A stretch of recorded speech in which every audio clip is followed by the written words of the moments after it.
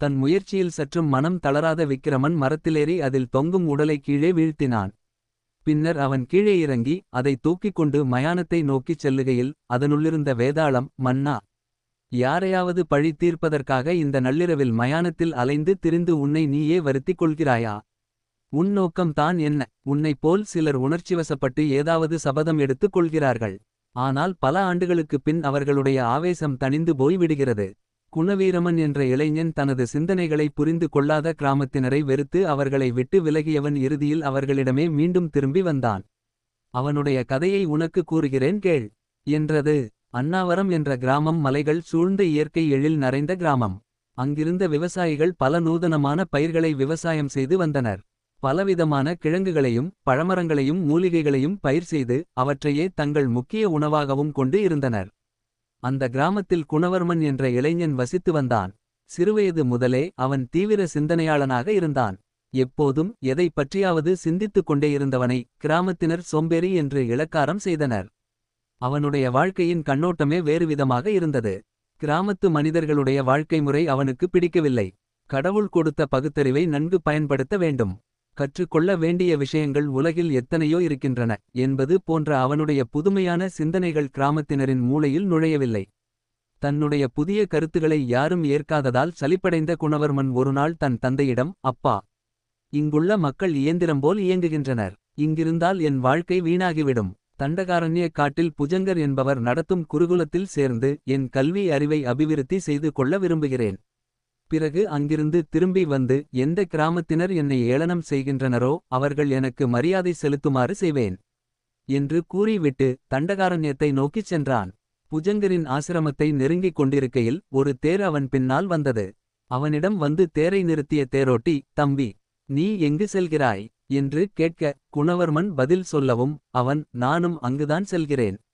நீயும் தேரில் ஏறிக்கொள். மன்னரின் தாய்க்கு உடல் நலை சரியில்லாததால் புஜங்கரை அழைத்துச் செல்ல நான் வந்திருக்கிறேன் என்று கூறிவிட்டு குணவர்மனை தன்னுடன் அழைத்துச் சென்றான். குருகுலத்தை அடைந்ததும் குணவர்மன் புஜங்கரை கால்களில் விழுந்து வணங்கித் தன் விருப்பத்தை வெளியிட்டான். அதற்கு அவர், மகனே, என்னிடம் சீடனாகச் சேர வேண்டுமெனில் அதற்கு முன் ஜம்புகாரண்யத்தில் என் பழைய மாணவர் வினயர் ஒரு குருகுலம் நடத்தி வருகிறார்.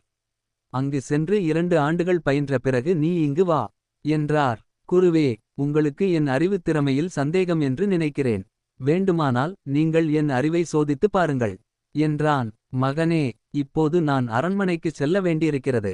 திரும்பி வர எனக்கு 1 வாரம் ஆகும். அதுவரை இந்த 2 கிரந்தங்களை உன்னிடம் தருகிறேன். இவற்றை கவனமாக படி. இவற்றினுடைய கருத்தை நீ நன்றாக புரிந்து கொண்டால் மட்டுமே நீ என் சீடனாக அமைய தகுதியுள்ளவன் என்று கூறிவிட்டு அரண்மனை தேரில் ஏறிச் சென்று விட்டார். உடனே மற்ற சீடர்கள் அவனிடம், 2 ஆண்டுகளாக இவற்றை புரிந்து கொள்ள நாங்கள் படாதபாடு படுகிறோம். அப்படி இருக்க உன்னால் 1 வாரத்தில் புரிந்து கொள்ள முடியுமா என்று அவனை பயமுறுத்தினர். ஆனால் குணவர்மனா, இதை நான் ஒரு சவாலாக ஏற்றுக்கொள்கிறேன் என்று சொல்லிவிட்டு கிரந்தங்கள் இயற்றப்பட்டிருந்த ஓலைச்சுவடிகளை ஆழ்ந்து படிக்கத் தொடங்கினான். 4 நாள்களில் அவற்றின் சாரத்தை குணவர்மன் நன்றாக கிரகித்துக் கொண்டான். மற்ற சீடர்களை அழைத்து தான் புரிந்து கொண்ட விஷயங்களை அவர்களுக்கு விளக்கினான். ஆனால் அவர்கள் அவனுடைய அறிவுத்திறமையை தாழ்வாக மதிப்பிட்டு எள்ளி நகையாடினர். கோபங்கொண்ட குணவர்மன், உங்களுக்கும் என் கிராமத்து மக்களுக்கும் அதிக வேறுபாடு இல்லை.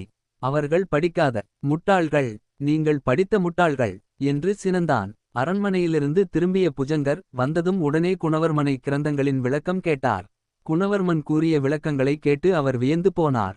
மகனே, உன்னைப் போல் ஒரு புத்திசாலி எனக்கு சீடனாக கிடைக்க நான் கொடுத்து வைத்திருக்க வேண்டும் என்று மனமார புகழ்ந்தார். அதன்பின் அவர் அரண்மனையில் நடந்ததை விவரிக்கத் தொடங்கினார். மன்னரின் தாயின் நோயை குணமாக்க எந்த வைத்தியராலும் முடியவில்லை. அப்போது அவருடைய சபையில் இருந்த கவிஞர்களில் ஒருவர் தான் பத்திரப்படுத்தி வைத்திருந்த யாரோ ஒருவர் எழுதிய காவியத்தை மன்னரிடம் படித்து காட்டினார். காவியத்தில் வரும் நாயகிக்கு ஏற்பட்ட விசித்திர நோயின் வர்ணனைகள் மன்னரின் தாய்க்கு ஏற்பட்டிருந்த நோயை அப்படியே ஒத்திருந்தது. அதை படித்து காட்டிய கவிஞர், மன்னா, இதில் மூலிகைகளைப் பற்றிய விவரங்களும் சிகிச்சை முறை பற்றியும் எழுதியுள்ள கவிதைகளின் பொருள் எனக்கு விளங்கவில்லை. இதை படித்து யாரேனும் அதன் பொருளை உணர்ந்து கொண்டால் அதே மருந்துகளையும் சிகிச்சையும் அளித்து தங்கள் தாயை குணமாக்கி விடலாம் என்றார். அதற்காகத்தான் புஜங்கர் அரண்மனைக்கு அழைக்கப்பட்டிருந்தார். ஆனால் அவராலும் அதன் பொருளை உணர்ந்து கொள்ள முடியவில்லை. மகனே, எனக்கே விளங்காத கவிதைகளின் பொருள் உனக்கு ஒரு கால் விளங்கக்கூடும். நீ படித்துப் பார் என்றார். அவற்றை வாங்கி படித்ததும் உடனே குணவர்மனுக்கு பொருள் விளங்கி விட்டது. குருவே, இதில் மூலிகைகளின் பெயர்கள் இரு பொருள்பட கூறப்பட்டுள்ளன. அவற்றை முறையே எடுத்து கசாயம் செய்து இதில் குறிப்பிடப்பட்டு உள்ளபடி மன்னரின் தாய் ஆடல் பாடலை ரசித்தபடி அருந்தினால் அவர் குணமடைந்து விடுவார் என்றான். ஆனால் இந்த மூலிகைகளை எப்படி தேடுவது? நான் இவற்றை பற்றி கேள்விப்பட்டதேயில்லையே என்றார் புஜங்கர். அது பற்றி கவலையில்லை. இந்த மூலிகைகள் அனைத்தும் என் கிராமத்தில் பயிரிடப்படுகின்றன என்று குணவர்மன் கூற, புஜங்கர் மகிழ்ச்சியுடன் அவனை அரண்மனைக்கு அழைத்துச் சென்றார். குணவர்மனை சந்தித்த மன்னர் மிகுந்த மகிழ்ச்சி அடைந்தார்.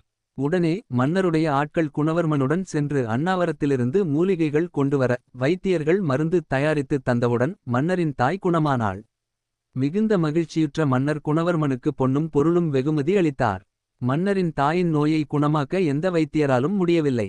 அப்போது அவருடைய சபையில் இருந்த கவிஞர்களில் ஒருவர் தான் பத்திரப்படுத்தி வைத்திருந்த யாரோ ஒருவர் எழுதிய காவியத்தை மன்னரிடம் படித்து காட்டினார். காவியத்தில் வரும் நாயகிக்கு ஏற்பட்ட விசித்திர நோயின் வர்ணனைகள் மன்னரின் தாய்க்கு ஏற்பட்டிருந்த நோயை அப்படியே ஒத்திருந்தது.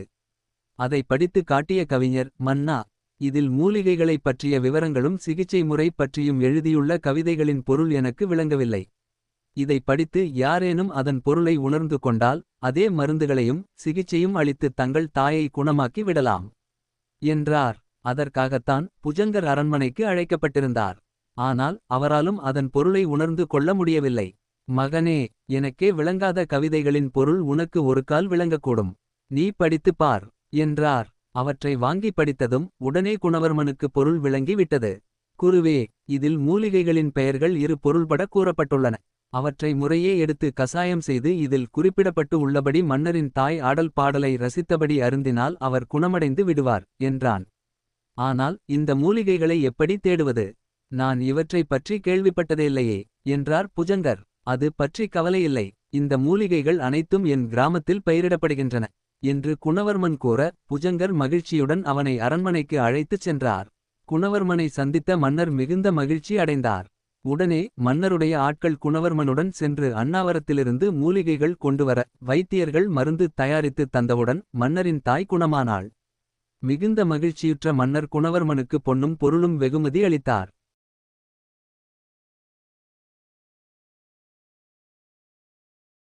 தன் முயற்சியில் சற்றும் தளராத விக்கிரமன் மீண்டும் மரத்திலேறி அதில் தொங்கிய உடலை கீழே வீழ்த்தினான். பின்னர் அவன் கீழே இறங்கி அதை தூக்கிக் கொண்டு மயானத்தை நோக்கிச் செல்லுகையில் அதனுள்ளிருந்த வேதாளம் விக்கிரமனை நோக்கி, மன்னா, உன்னுடைய ராஜ்யத்தின் ஏதோ மிக கடினமான பிரச்சினை ஒன்றுக்கு தீர்வு காண்பதற்காக இத்தனை முயற்சிகளை மேற்கொள்கிறாய் என்று தோன்றுகிறது. சில சமயங்களில் மிக அறிவாளிகள் என்று நாம் நினைக்கும் சிலர் சாதாரண பிரச்சினையை கூட மிக கடினமான ஒன்றாக மாற்றி விடுகின்றனர். அத்தகைய குரு ஒருவரின் கதையை கூறுகிறேன் கேள் என்று சொல்லி கதை சொல்லத் தொடங்கியது. அவந்திபுரத்தை ஆண்டு வந்த சூரசேனருக்கு வஜ்ரசேனன், விக்கிரமசேனன் என்று இரு புதல்வர்கள் இருந்தனர். முதுமை பருவத்தை அடைந்ததும் தன் மூத்த மகன் வஜ்ரசேனனுக்கு ஆட்சி பொறுப்பை கொடுத்துவிட்டு தன் மனைவியுடன் வானப்பிரஸ்தம் மேற்கொண்டு அடர்ந்த காட்டினில் வாசம் செய்தார். தன் தந்தையைப் போலவே வஜ்ரசேனனும் செங்கோல் ஆட்சி புரிந்து குடிமக்களின் நலனை பேணி வந்தான். அவனுடன் குருகுலத்தில் பயின்ற மனிதரன் என்ற பக்கத்து நாட்டு இளவரசனுடன் சிறு வயது முதல் நெருங்கிய நட்பு ஏற்பட்டது. வஜ்ரசேனன் ஆட்சி பொறுப்பில் அமர்ந்ததும் மனிதரன் தன் தங்கையை வஜ்ரசேனனுக்கு திருமணம் செய்து வைத்து தானும் அவந்திபுரத்திலேயே தங்கிவிட்டான். அவந்திபுரத்தை தனதாக்கிக் கொள்ளத் திட்டமிட்ட மனிதரன் சிறிது சிறிதாக வஜ்ரசேனனிடமிருந்து அதிகாரங்களை கைப்பற்றிக் கொண்டான். இசை, சிற்பம், நடனம் என்று அருங்கலைகளில் தன் நேரத்தை செலவிட்ட வஜ்ரசேனன் நாளடைவில் ஆட்சியின் முழு அதிகாரத்தையும் மனிதரனிடமே ஒப்படைத்து விட்டான். மனிதரனின் ஆதிக்கத்தில் அவந்திபுரத்தில் அராஜகம் தாண்டவம் ஆடியது. மனிதரனின் கொடுங்கோலாட்சியைக் கண்டு கலக்கமுற்ற பிரமுகர்கள் பலமுறை வஜ்ரசேனனை சந்தித்து உண்மை நலவரத்தை தெரிவிக்க முயன்றபோது மனிதரன் அவர்களை தடுத்துவிட்டான்.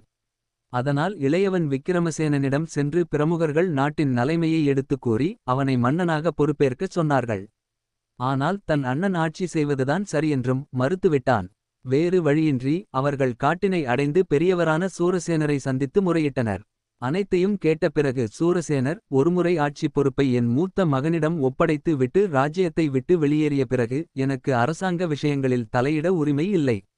சிறிது காலம் பொறுத்து இருங்கள், உங்களுடைய பிரச்சினைக்கு ஒரு தீர்வு ஏற்படும் என்று சொல்லி அனுப்பினார். ஏதோ சமாதானம் சொல்லி அனுப்பிவிட்டாரே தவிர தன் ராஜ்யத்தின் நிலைமை சீர்குலைந்து போனதை அறிந்து சூரசேனன் மிகவும் வருந்தினார்.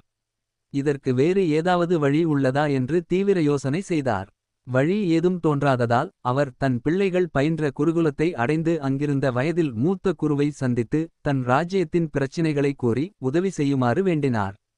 மகாராஜா, அவந்திபுரத்தில் நடக்கும் ஆட்சியைப் பற்றி நானும் அறிவேன். அதற்கெல்லாம் மூலகாரணம் வஜ்ரசேனனின் மைத்துனன் மனிதரன்தான். கவலைப்படாதீர்கள், இதை நான் தீர்த்து வைக்கிறேன் என்று குரு வாக்குறுதி அளித்தார். மறுநாள் குரு அவந்திபுரம் தர்பாரை அடைந்தார். தனது குரு தன்னை தேடி வந்திருப்பதைக் கண்டு உவகையுற்ற வஜ்ரசேனன் பலத்த உபசாரத்துடன் அவரை வரவேற்றான். பிறகு குரு, வஜ்ரசேனா, குருகுலத்தில் வித்தியாபியாசம் முடிந்ததும் மாணவர்கள் குரு தட்சிணை தருவது வழக்கம். ஆனால் நான் உன்னிடம் எதுவும் வாங்கிக் கொள்ளவில்லை. பிற்காலத்தில் எனக்கு தேவைப்படும் போது வாங்கிக் கொள்கிறேன் என்று சொன்னேன். அது உனக்கு ஞாபகம் இருக்கிறதா என்று கேட்டார். ஆகா, ஞாபகம் இருக்கிறது குருதேவரே. தாங்கள் எதை கேட்டாலும் அதை அளிக்க சித்தமாகிருக்கிறேன் என்றான் வஜ்ரசேனன் பணிவுடன். வாக்களித்தபின் மறுக்க மாட்டாயே என்று குரு கேட்க, குருதேவரே, ஏன் இப்படி கேட்கிறீர்கள்? வாக்கு தவறுவது மரணத்திற்கு சமம். தயங்காமல் கேளுங்கள் என்றான் வஜ்ரசேனன். அப்படியானால் உனக்கு சொந்தமான இந்த அவந்திபுர ராஜ்யத்தை எனக்கு குரு தட்சிணையாக கொடுத்து விடு என்றார். ஒரு கணம் திடுக்கிட்டாலும் விரைவிலேயே சமாளித்துக் கொண்ட வஜ்ரசேனன், கொடுத்த வாக்கிலிருந்து தவறமாட்டேன்.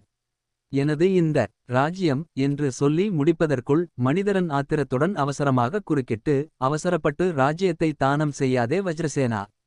அவருக்கு பொன், பொருள், நலம் எது வேண்டுமானாலும் கொடு என்று தடுக்க முயன்றான். அதற்கு வஜ்ரசேனன், ஒருமுறை வாக்களித்த பிறகு அதிலிருந்து தவறுவது மிகப்பெரிய குற்றம் என்றவன் குருவை நோக்கி, குரு தேவரே, தாங்கள் விரும்பியபடி என்னுடைய ராஜ்யத்தை தங்களுக்கு குரு தட்சிணையாக அளிக்கிறேன் என்று கூறிவிட்டு தனது கீட்டத்தை கீழே வைத்துவிட்டு சிம்மாசனத்தை விட்டு இறங்கிவிட்டான்.